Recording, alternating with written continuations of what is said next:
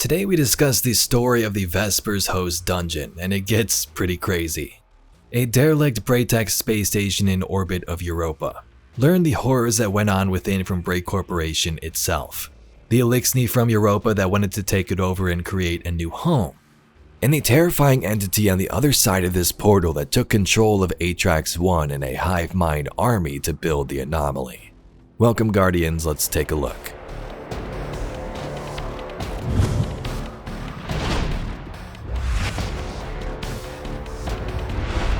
So let's first start by analyzing the lore from each of the armor pieces and then the sparrow. After that we'll go into more specifics and explain everything, so stay tuned. The first lore tab comes from the sparrow and follows a human technician on this station called Istvan. Istvan usually repairs some of these solar instruments on the station, but at the end of the card a sudden meteor strike nearly kills him. Leaning over his sledge, Istvan smacks the airlock button. Through the airlock speaker, the station says, "Lockout procedure initiated. Remember to double check your personal oxygen supply." Istvan gives a little get on with it motion with a hand, waiting for the cycle to complete and let him out. The station's solar catcher should be self-repairing, but something always breaks, and then it's always his problem to fix. Normally, alerts would come through his earpiece, but Istvan's tweaked his to only give alerts for problems within 100 meters of his location. Issues with the labs 5 sectors away aren't his issue, at least not until his shift leader messages him. Airlock opening. Technicians are asked to return once system charge drops to 40%. Nobody follows that procedure. 40% charge is an absurdly huge margin for getting back inside safely. But their fussy station keeps reminding them, always in the same cadence. He kicks his sledge into gear. It's a relief to get away from the research complexes, from everything in them he doesn't understand. Istvan gets to work, powering down a grid of the solar catchers, cutting out the damaged material, cutting a new piece from the replacement roll. The only sound are the squeaking of his suit joints and the hiss of his cutter. Until the station says, the loudest he's ever heard it, charge at 93%, threat level alpha. Istvan jerks up, cutter gouging a hole in his repair material. No detail, another false alarm from their fussy station. Even louder, the station says, charge at 93%, threat level alpha. He looks around, nothing except a handful of fiery glints in the dark. Istvan grabs his sledge. It drags him up the hall, his suit scraping across the catchers in a way that'll leave bruises. He doesn't stop until he finds an overhang. And then he watches fragments of a meteor coming in hot from far out of orbit, impacting the solar catchers right where he was standing. His roll of repair material is torn apart in an instant. Technicians are asked to return once system charge drops to 40%. His charge is sitting steady at 86%. Shakily, he says, "Heading in, now." The story from the armor lore tabs follows an Eliksni crew, who instead of scouring Europa found this place here in orbit. They realized it was away from Vex, away from light bearers and all of their enemies, so maybe they could set up shop here, create an ether production facility and live out their days on this station. But the crew begins to go missing and something goes horribly wrong. We first start with the helmet. Yarskis and Karho are introduced as part of this Eliksni crew that have taken over the station. They are hopeful as they begin to restore and repurpose certain areas of this ancient human vessel, and things start to go south. 6 days since arrival. Metal groans, power lines hum, things skitter in the pipes. Yarskis picks her way through rubble with a double armload of scrap. She's finally growing out of Drek's scale. Lower arms are regrown all the way down to her talons, but she's still slight enough to duck through the smallest shafts of their new home.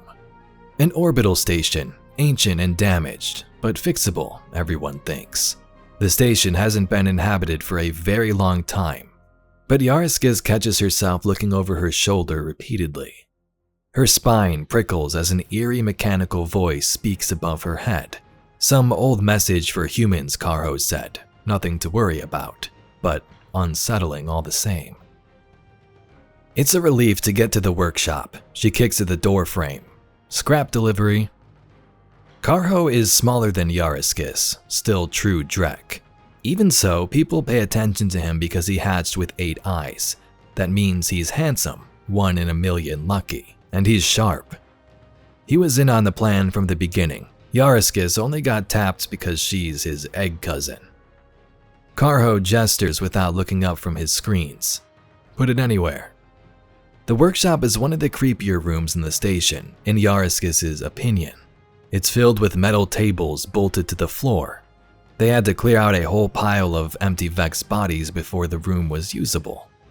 Yariskis tries not to touch anything as she sets down her bundle.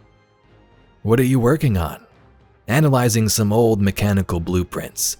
If we can splice into the systems, there's as much to use up here as down on the surface, and there aren't any Vex up here. No hive, no light bearers. No Kells, Karho adds. Plenty of ether if these blueprints hold true though. In the Gauntlet lore, the crew is beginning to set up shop and build some of their Eliksni technology, but parts of the crew begin to go missing. 17 days since arrival. Karho is busy all the time talking to the vandals and marauders too big to even look at Yariskis. They're working together to build an ether refinery using old human blueprints from the station. He rarely has time for Yariskis. Karho says, I need to talk to you. Something is wrong. I can't find Paskir. Paskir is another engineer, big for a vandal. Big enough that his former captain was eyeing him as a challenger, which is why he agreed to steal a catch with them in the first place. Maybe he got lost or stuck in some goo. Whatever the humans did on this station, it involved a lot of liquids. Yariskis disinfects her hands at least 5 times a day. He was going to help me with the nuclear power supply and never showed up, and I heard something in the halls. At her look, Karho adds, something big. Anything big would have starved long before we got here. Just wait, I bet he got stuck in one of the zero-gravity areas and he'll call for help soon. You'll help me look? She hooks an arm around Karho and pulls him away from the almost incinerator. If he doesn't turn up with an embarrassing story in the morning, we'll all look for him. In the chess piece, things get worse as more crewmates start to disappear without a trace. This hopeful Eliksni project and new homes start to feel more ominous as things proceed. Paskir is still missing. She and Karho hunted for him up and down the station for hours. Nobody suggests going back down to the surface. They'd be killed outright. Their big plan, a hidden warren where nobody will ever bother them again, has to work. Yariskis sticks to the smally, dimly lit corridors now, where only the Dreks fit. She doesn't like the big, open ones with their flat, bright lights, reverberating acoustics, and the feeling that something is always watching her. Karho stays at his work. Yariskis, ignoring her own, explores the station instead, hunting for their missing crewmates.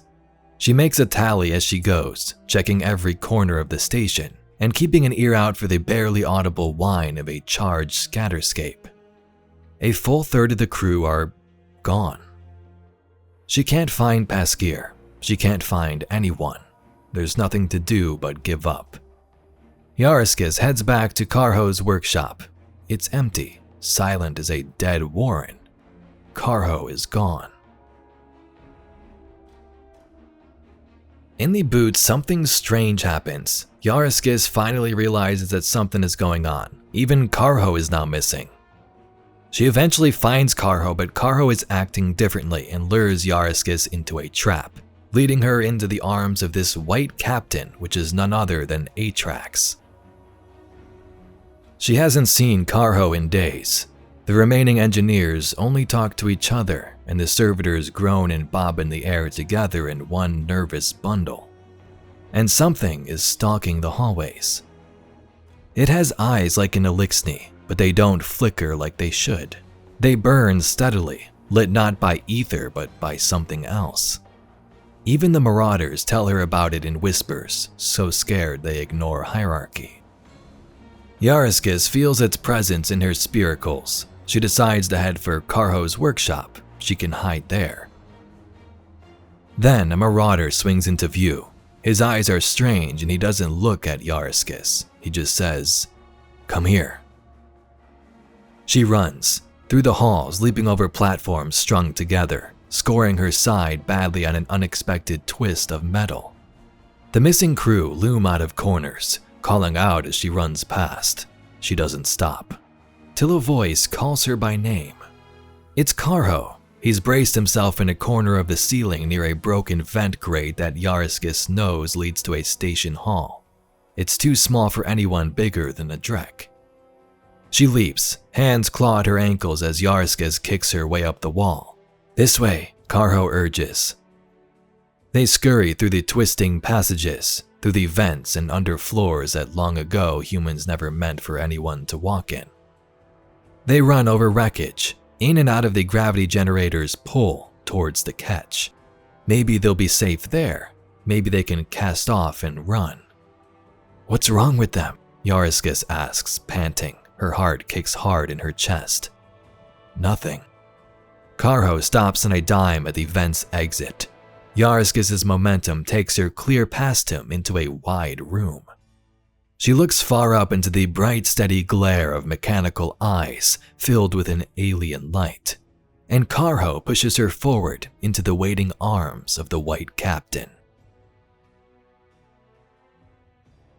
In the Cloak, the final lore tab, we learn the horrors that Atrax has been committing aboard this station. The whole crew has been changed, turned into a hive mind of sorts, their body parts merged into one entity. Time is suspended. All that remains is the appointed task. The spinners craft tow ropes, power lines, and all-purpose cable, hour after hour without rest. The White Captain moves among them with her many limbs. She feels what they feel, knows what they know as soon as they know it. She uses this information to align, and together they build something new in this home they've found. Every Drek yearns for more arms than their captain allows. Every four-eyed Eliksni looks with envy upon the eight-eyed. Every Kalan Archon raises their horns as high as they dare. Now, together, they are as no Eliksni before them. A miracle, a being of hundreds of limbs, lungs, eyes. The White Captain gently touches the limb previously named Yariskis. Her appointed portion of the great diagram flowers to life in her head. Legs stumbling under her, she moves toward the station's prow. One limb may be unsteady, but their great shared body is strong. Faint noises make no sense, words she doesn't understand, the un-Eliksni babbling of a foreign mind. The only mind that matters is the White Captain's. Hands connect circuits and power lines. The diagram is beautiful but difficult to grasp. She searches for the right shape, the right configuration that will let power flow through its appointed channels. The work goes on until the hands tie off the last cable. The eyes look up, the knees buckle in joy. The heart surges along the bright paths of the diagram. Somewhere in the joined crowd, a single hand throws a single lever.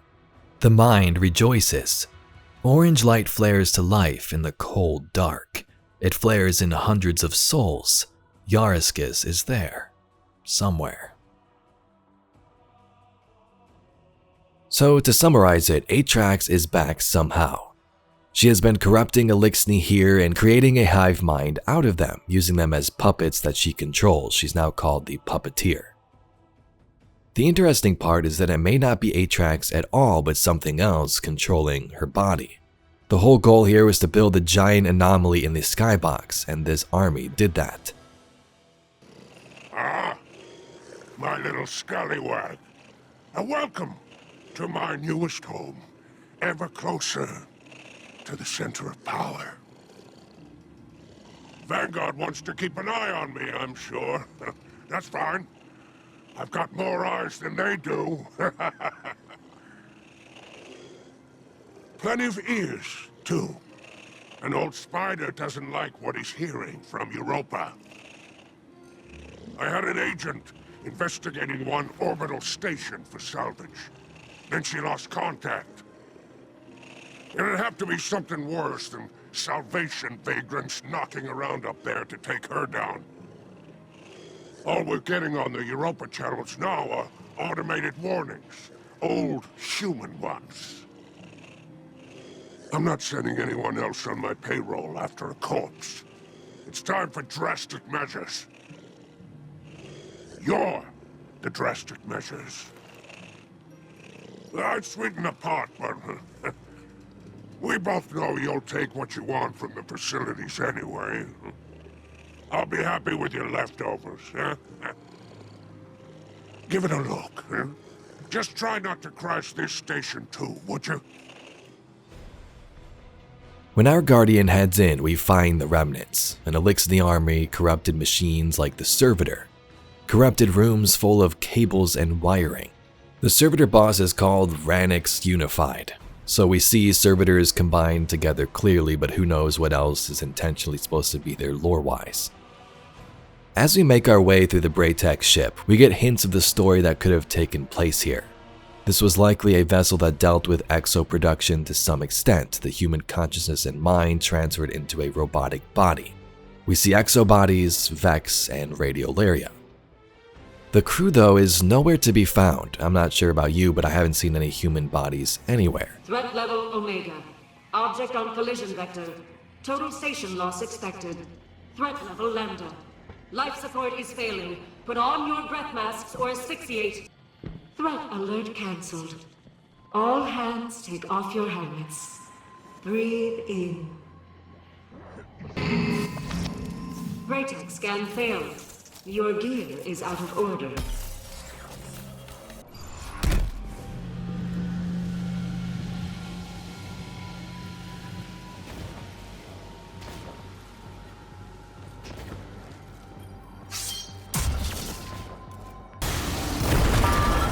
Re-engaging standby mode. Welcome to Vespers Station.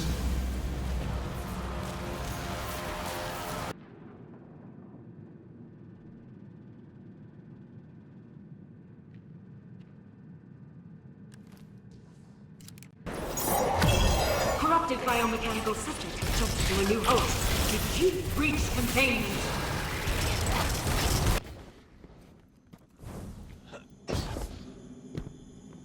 He built me physically unable to use the tools to keep people safe. You will do it for me.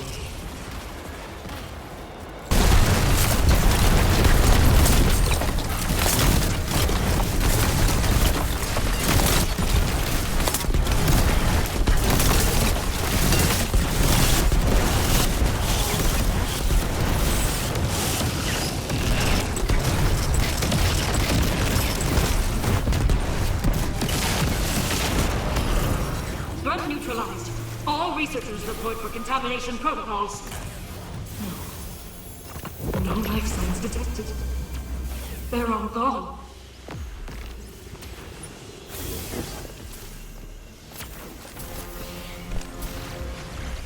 As you progress, you'll encounter this orange energy from the anomaly itself, and the AI describes this should be like arc energy, but it shouldn't look like that.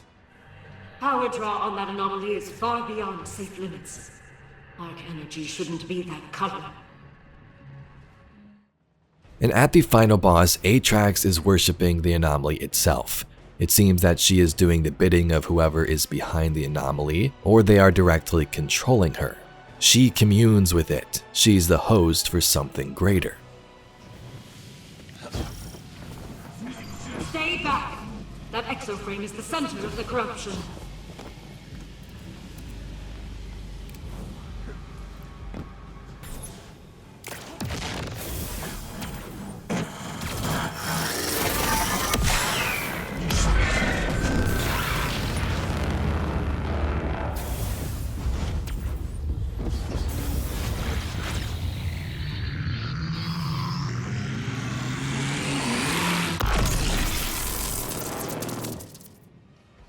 After her death, this is mentioned to be some type of portal. Something was dragging Atrax along, possibly even taking control of her body. It has the power to morph beings together in consciousness, which makes me instantly think of darkness. Exos are created with clarity and darkness. The Witness did this, and so did Maya Sundaresh with the Echo. We're also told that wherever this reaches to, it's in a hard-to-reach place, and a message has been sent to the other side. Once you defeat Atrax, the audio says, "Corrupted signal fading, anomaly shut down complete. The corruption took control of everything. It forced the construction of the anomaly. It could have ruined so much more than it already did. And these facilities are wrecked. Population count, 0. I'm alone." Message in abeyance loop transferred to anomaly. Destination incomprehensible. This message was not authorized. So some type of message in a repeating loop was sent to the anomaly or whatever's on the other side, and the destination is completely unknown or cannot be comprehended. This transmission was not supposed to happen. So whatever entity that forced this corruption onto Atrax and the Eliksni here caused this. Now there are many cool possibilities, and I love this lore so far. I'm not sure if there are any hidden audio logs and secrets, as I've only gotten to the end and haven't completed the quest yet, but it makes you wonder, was this the Nine or something else entirely? It does seem more related to darkness in my opinion with the consciousness, but this corruption spilling from the other side is definitely intriguing, and we'll talk about that in the coming videos. So there you have it, Guardians, an overview of the story of the Vespers host dungeon. If you'd like to see some more Destiny lore and mysteries just like this, please be sure to subscribe to the channel. I thank you very much for watching, and I'll catch you all in the next video.